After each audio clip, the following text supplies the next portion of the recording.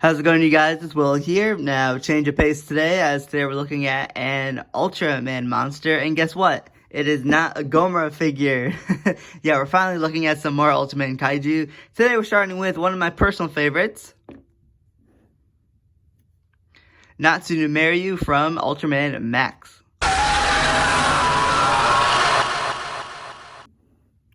I had to make sure I had a Natsunomeryu roar in my sound effects library just for this video today. So yeah, guys, Natsunomeryu here, hands down, like, in my opinion, his design is a god tier character. You know, he has such an awesome design, and this figure captures the look of his suit and his design, like, perfectly, and it is literally such a shame that Natsunomeryu here has only had one starring appearance. He's only had one starring role, and that was just in one episode of Ultraman Max. Such a shame. You know, I mean, the tip of his tail here made a brief cameo in Ultra Galaxy Neo, but it was literally just a body part that was carried around by Gomora and eventually was chucked away. Yeah, that doesn't count at all. So Natsunomeryu having only one starring role is kind of sad. You know, a character with such an awesome design, such wasted potential in my opinion. Now, my Ultraman tour review is going to be a little bit different than my Godzilla tour reviews, you guys, as I will be going ahead and giving you a brief history behind the monsters, because I'm not sure how many of you Godzilla fans know much about the Ultraman Kaiju, so that's why I see fit to add history for the Ultraman tour reviews. I do not see why it's necessary to add a history for Godzilla tour reviews, because, I mean, we're all Godzilla fans here. I run a mostly Godzilla channel. If you need a history for the Godzilla tour reviews, buy the DVDs and go watch the series over again. So yeah, you guys. So Natsunomeryu, starting with his history. So like I said, he appeared in Ultraman Max from 2005. He appeared in episode 9 of that series. His only starring role, unfortunately. And basically his role in the episode is Natsunomeryu was just a peaceful dragon. You know, he was sleeping for many years. He guarded Lake Nasukawa, I believe. That was probably terrible pronunciation. But yeah, he basically was just a sleeping peaceful dragon. He guarded this lake and this land. And then, unfortunately, his shrine gets the attention of these greedy businessmen who want to, you know, destroy and ravish his land to turn it into a resort for tourists.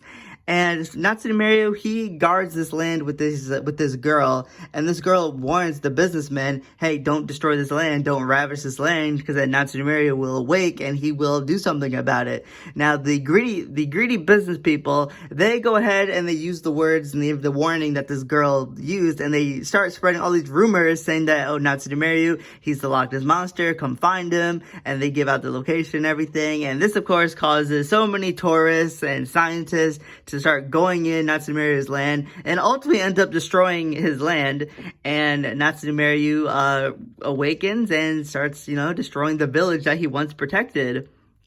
One of the groups that went in to find Natsunomeryu was actually Dash, the scientist group who help Ultraman Max. And, you know, once Natsunomeryu awakens, you know, Kaito, the man who turns into Ultraman Max, you know, he didn't want to see many people get hurt, so he turns into Ultraman Max, has a scuffle with Natsunomeryu here. Ultraman Max does have the upper hand, but then that girl who helps protect the land along with Natsunomeryu shows herself. She just shows up and she tells Ultraman Max, you know, Natsunomeryu was only upset that, you know, his land got destroyed and ravished, and Max, seeing that, decides to allow Natsunomeryu to live, and he also helps restore the land, and then Natsunomeryu goes back to sleep and lives in peace. Now, with history out of the way, I'll go ahead and move on to his abilities. So Natsunomeryu actually doesn't have that many. You know, obviously he has, you know, he's big and bulky, he has the strength, but other than that, you know, he only has 2 other abilities. One is that he's able to emit a blue fire flame from his mouth, because, you know, he's a dragon, so he has to be able to breathe fire. And then one more unique ability he has is these back things here, you know, these things right here. He's able to turn that into a giant thing of, like, fiery wings, which he uses to fly, as well as potentially burn his opponent. So that's pretty much it for Natsunomeryu's history, as well as his abilities. Now, just moving on to the actual figure, I mean, the figure is just so incredibly detailed. My favorite part about the figure, without a doubt, is the face. Just so much detail in it. Like, this looks like, not Bandai quality, this looks like SH Monster Arts, NECA, like, those superb detail companies. That's what it looks like. It looks so awesome. I love the scale work all throughout the body here. And of course, you have his gold spike thingies on the back here. Seriously, Bandai definitely got their top tier team for sculpting this figure here.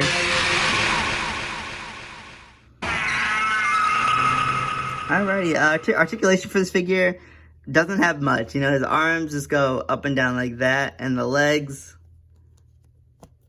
oh, they actually can go all the way. Okay, that's cool. But that is pretty much it. There might be a glue seal on the tail, but I don't recommend breaking that. And there's also, looks to be a glue seal around the neck here, but I do not want to hurt this figure at all due to the fact that how hard it is to find nowadays. So we're just going to leave those glue seals be.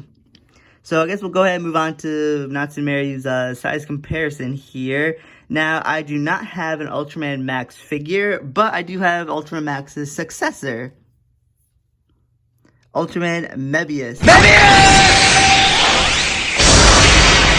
Now, this looks pretty good. Definitely looks accurate.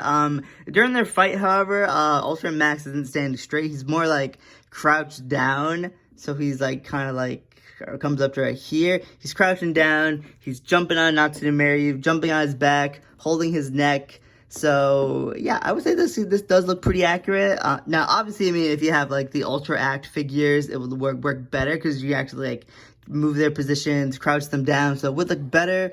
But as is, this doesn't look too bad, you know? Yeah, as is, that works just fine.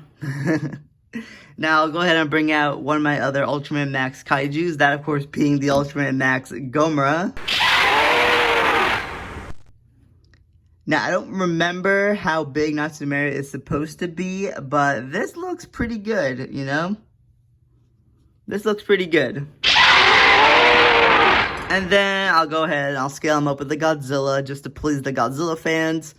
Let's bring in Godzilla 2000 because Godzilla 2000 is a nice and detailed figure, just like Natsunomeryu. Now, Natsunomeryu is a bit bigger than Godzilla, but I actually like that, you know? It'd be cool to have like Natsunomeryu like wrap around Godzilla. That would be pretty cool. Now, one figure that I like to scale this guy up with is, of course, GMK King Ghidorah. You know, they're both supposed to be guardian monsters. You know, King Ghidorah guards Japan, and Natsunomeryu guards his land and his lake. And it just looks good together. I mean, look at it. It just works. It just looks good together. So overall, guys, you know, Natsunomeryu here, he's just a real great figure to have. He'll look good on literally anyone's collection shelves.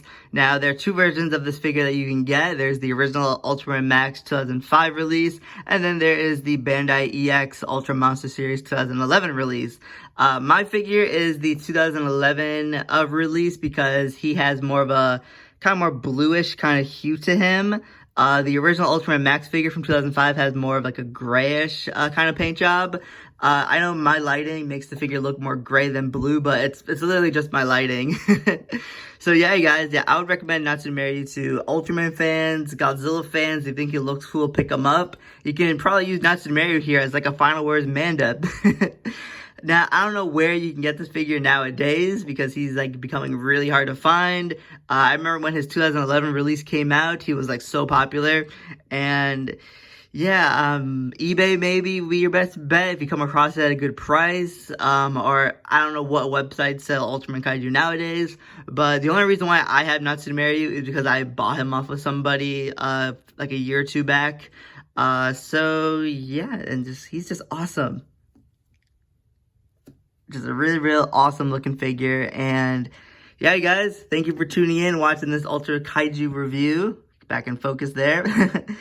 And I'll see you guys in the next video. Thank you all for watching, and thank you for all of your love and support. I'll see you guys. Take care.